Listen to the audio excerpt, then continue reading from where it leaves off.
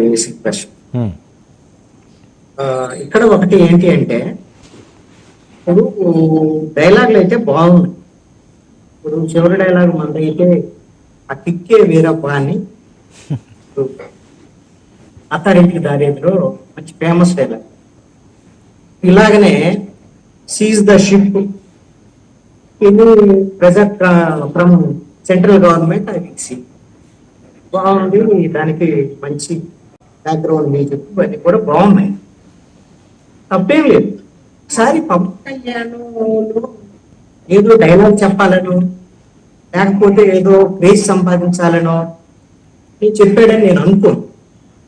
పవన్ దగ్గర నిజాయితీతోనే ఆ మాట అని ఉండొచ్చు.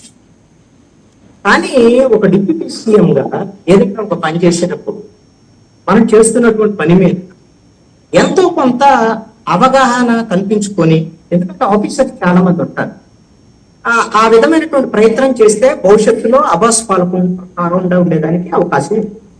ఇది నా సూచన మాత్రమే.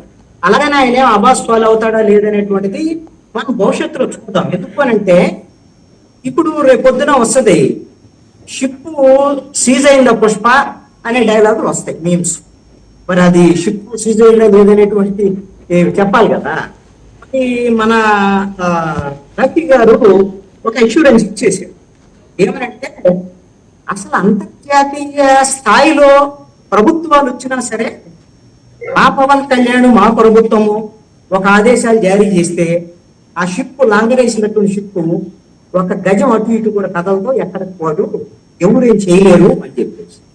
ఇది మీరు రఫీ గారు చెప్పింది రాసి పెట్టుకోండి. వారు ఆ షిప్ సీజ్ అయిందా లేదనేటువంటిది ఈ ఆదేశాల మేరకు ఖచ్చితంగా మీరు ఒక 10 రోజుల తర్వాత ఒకసారి రఫీ గారిని అడిగి ఎస్ వీళ్ళు ప్రభుత్వం ఏంది వ్యవహారం ఏంటి అనేటువంటిది ఒకసారి ఆయన అడిగి అప్పుడు తెలుసుకోండి. ఇప్పుడు కూడా ఆయన ఎలా ఇప్పుడు ఒకవేళ ఆయన అడిగామనుకోండి మన డిబేట్ అంతా అయిపోయింది. అందుకని ఇప్పుడు 10 రోజుల తర్వాత తెలియదుగా ఆ షిప్ వెళ్ళిపోయింది అక్కడి నుంచి. అప్పుడు దాని గురించి అప్పుడు మాట్లాడాను. వెళ్ళిపోయితే లేదనేది ఎందుకు చెప్తున్నాను అంటే నాకున్నటువంటి అవగాహన మేరకు ఒక షిప్ ఇందాక ఎలా సీజ్ చేస్తారు ఏంటి అనేటువంటిది శేఖర్ రెడ్డి గారు వాళ్ళు ఉన్నటువంటి అది జనరల్ గా ఉండేటువంటి స్టాండర్డ్ ఆపరేటివ్ ప్రొసీజరే.